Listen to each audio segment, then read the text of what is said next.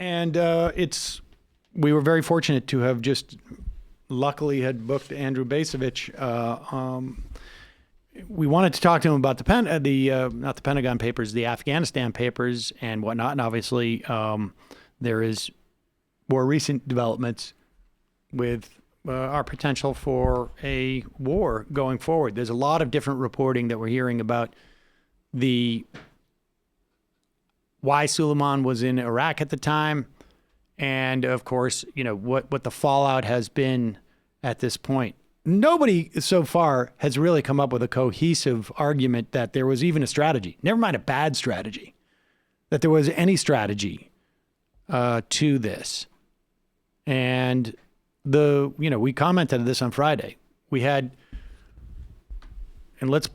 this clip from Fox and Friends. Fox and Friends is still sort of like in overdrive. They're trying to catch up to this because on Friday, Brian Kilmeade. Now you remember, why is Fox and Friends important? Because Fox and Friends is basically, their job is to tell the casual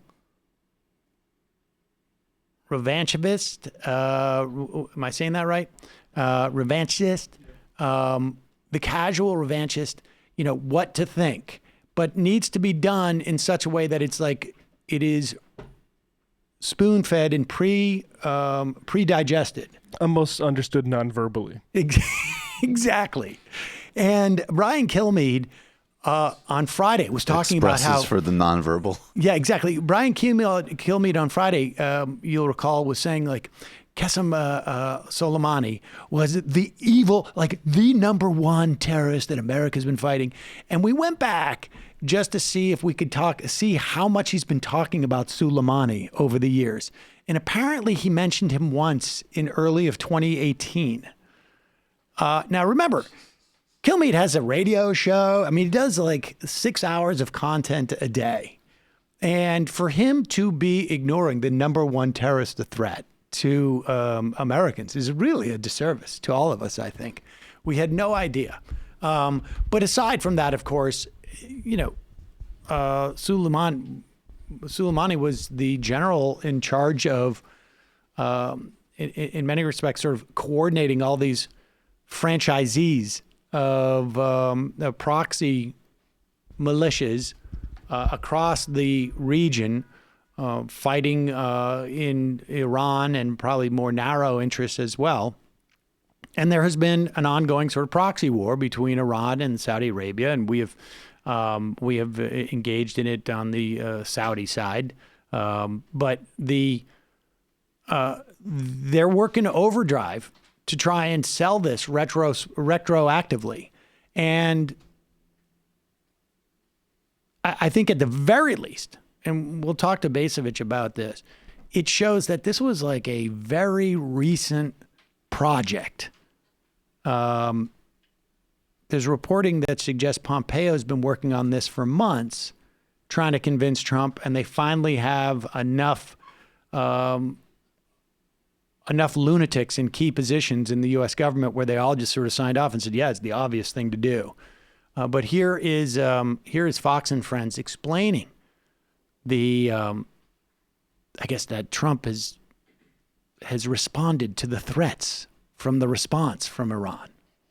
Yes. Well, the President of the United States, now that everybody's back in session, they have the Senate impeachment trial. When Nancy Pelosi ever decides to give up the impeachment articles, is he in fact doing this, killing Soleimani, who's been on a terror list for about 10 years, and the Al-Quds force for longer than that? Was he actually doing this to distract from impeachment? Senator Elizabeth Warren thought about that and says, yeah, I think so. Next week, the President of the United States could be facing an impeachment trial in the Senate. We know he's deeply upset about that. And I think people are reasonably asking, why this moment? Why does he pick now to take this highly inflammatory, highly dangerous action that moves us closer to war? It was not just Elizabeth Warren, who, by the way, has fallen into fourth place in Iowa behind Buttigieg, Bernie, and Biden, but also Buttigieg himself. He said yesterday that Soleimani was a bad guy, had blood on his hands, but the administration has failed to demonstrate why they had to do this operation right now. It's so interesting that people are critical of the president's decisions, of our intelligence community's decisions, our generals' decisions. They want details. General Tata said, well, they can't have it. Yeah, pause it for 1 second.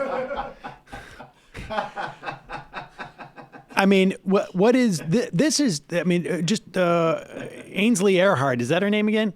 She this gets into like Escher painting qualities here. First off, the intelligence agencies and the generals did not make this decision. The White House itself said it was Donald Trump's decision. There is reporting supposedly that they gave him this option, and I guess subordinates to the three who showed up and gave him the option, which was Pompeo and Milley and Esper, the Raytheon executive. I'm sorry, the Secretary of Defense, or the Raytheon executive. It really is. It doesn't matter. They rolled up in one. That subordinates were like, "Wow, can't believe he's doing this." That's the reporting, but there's no reporting that the general said we're doing this. It wasn't the general's decision. It was the president's decision. And then the irony is that she's making up this story about all the people who are supposedly part of the deep state out to get Trump. And now they're the greatest defenders. They're unquestionable. Unquestionable again. Right now. It's so interesting that people are critical of the president's decisions, of our intelligence community's decisions, our generals' decisions. They want details. General Tata said, well, they can't have it. Everything can't be made public. We heard Pompeo over the weekend saying everything that we have, the intelligence community has. He said, I ran the CIA at one point. We can't release everything. We can't release all of our intelligence information. We'll release as much as we can, but you just have to trust us, basically. And General Tata said it makes us more safe. He agreed with killing this general, this evil terrorist. He says it goes to show how ridiculous our divide is, that they support Soleimani over the president's decision. It counters everything that I learned as a soldier. Just keep in mind, Pause it 1 second. They support Soleimani over the president's decision? I think that sort of misses what's going on here. But I mean, it also explains to you why you always heard everybody say, like, he had blood on his hands. Because I've got to prove that I don't support Soleimani, a guy who nobody heard of before 3 days ago. I mean, obviously, people who... You want details. You want details. You can't have them. You can't have them. And there's a New York Times reporter, Rumani, I can't remember her name off the top of my head, but she said that in her reporting, she has found that that just about everybody has said the idea that this guy Soleimani was even remotely close to sort of on the verge of like plotting or planning or executing an attack on U.S. military interests was reed thin, they said. And for those of you who do not play a wind instrument, the reed needs to be super thin so that when you blow, it makes a sound. Well, think of the the height of him being in a proxy war against the United States, where he quote unquote killed Americans. It's called being in a proxy war. I wish none of us were doing any of these things, but it's like amazing how childish people are about this.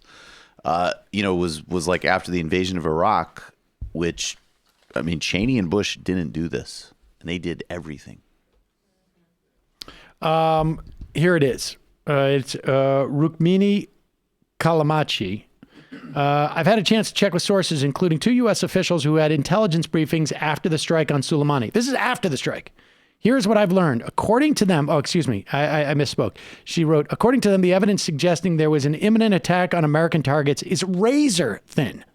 So not quite as thin as a reed. But it's thinner but stronger. Thinner but stronger. In fact, the evidence pointing to that came as 3 discrete facts: a pattern of travel showing Soleimani was in Syria, Lebanon, and Iraq to meet with Shia proxies known to have an offensive position to the U.S., As one source said, that's just business as usual for Soleimani. More intriguing was B, information indicating Soleimani sought the supreme leader's approval for an operation. He was told to come to Tehran for consultation and further guidance, suggesting the operation was a big deal. But again, that could be anything. And the Iraqi prime minister has now, at least publicly, claimed that the reason why Soleimani was coming from Tehran on a back commercial to Iraq flight. on a commercial flight was because he was bringing a response to proposals that had come from Saudi Arabia to de-escalate. So all of that sort of is consistent with itself. Let's continue to listen here to Fox and Friends. We're sort of doing like that, this sort of high-low road with this, I guess. Over the president's decision, it counters everything that I learned as a soldier. Just keep in mind, if you're going to be critical of the president for not hitting Iran after they took out our drone, and not hitting Iran after they rocketed the Saudi oil bases, and not going after Iran after they were trying to mining the Gulf, you can also be critical of the president when he does take action in that area. Our embassy. Yeah, they go, well, how could the president let our embassy get breached and not do anything? Well, he does something, and these same people are going, oh my God, how could the president do something? Sure. And so why didn't Pause it for 1 second. First of all, I don't think it's the same people. I think he's wrong about that. Secondly, it's also not just do anything. It's just not do anything. It's do something that's not going to create a war, is I think what people are saying. And so why didn't the president notify Congress before he hit? Do you think he really trusts the Democrats who are impeaching him right now? Mike Pompeo, who heard the Pause it for criticism 1 second. from... Listen, one of the reasons why you consult Congress is not because you get along with members of the other party. It's not like, I want to maintain our friendship. We're not talking to each other. Yeah. We're not in the best of terms right now. I don't like them. And so, Constitution off. I'm not invited to the Iran party. It was Constitution the famous Constitution overrider put in by John Jay called "If you're not getting along, you don't talk." You don't do it. All right, just continue. Mike Pompeo, who heard the criticism from Democrats who essentially are saying that the president did this thing over there in Iraq to, like the movie, wag the dog. Mike Pompeo, the Secretary of State, says this about that. Watch. Do you think that, as misguided as it may be, that some of our enemies think that this president is more vulnerable because of the impeachment effort? You should ask Mr. Soleimani. Not available for contact. Good one. Snap. That actually doesn't address the question, which of course is, did he do this to distract from impeachment? I suspect we will get a better sense of that answer in the coming days.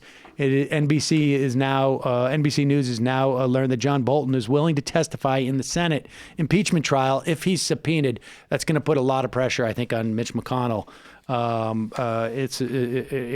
As far as I can tell. So we will see going further.